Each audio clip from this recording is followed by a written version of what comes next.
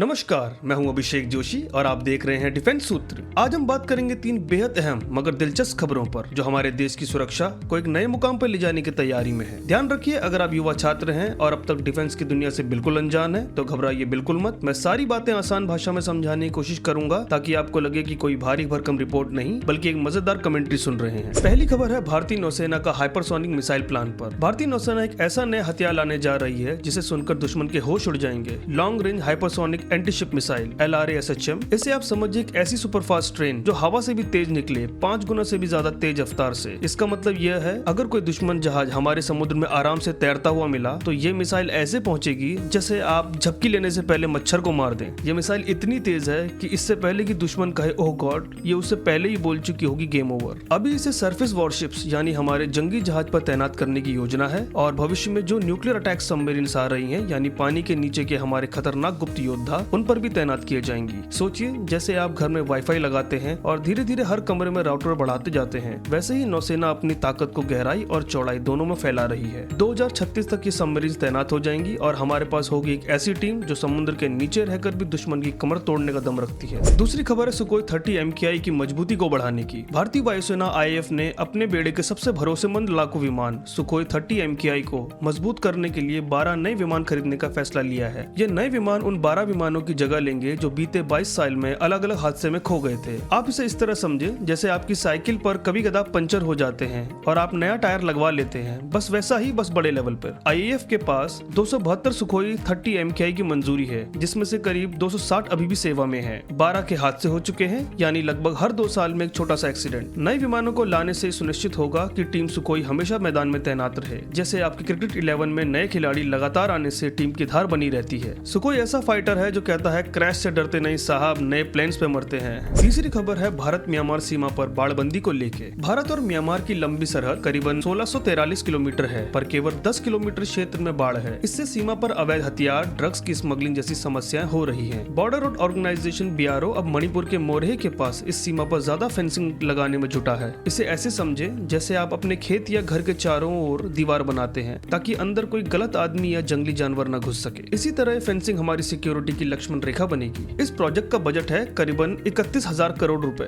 मतलब बड़े स्केल पर सुरक्षा की मरम्मत। ये बाढ़ इतनी मजबूत होगी कि गिलहरी भी सोचेगी भाई दूसरा रास्ता ढूंढ लेते हैं। घुसपैठियों और इलीगल स्मगलरों की तो बात ही दूर की है। अब ये तीनों खबरें दिखाती हैं कि भारत रक्षा के मैदान में हर तरफ अपनी ताकत बढ़ा रहा है, चाहे दुश्मन जहाज हो, हादसों के बाद विमानों की भरपाई हो या सीमा पर सुरक्षा की दुरुस्तगी। उम्मीद है अब आप समझ गए होंगे कि हमारे डिफेंस सिस्टम में क्या क्या नया और धमाकेदार होने वाला है। अगर आपको ये जानकारी पसंद आई तो हमारे चैनल को लाइक, सब्सक्राइब और कमेंट जरूर करें। मैं हूं अभिषेक जोशी, जल्द आऊंगा कुछ और रोचक डिफेंस अपडेट्स के साथ। जब तक के लिए नमस्कार।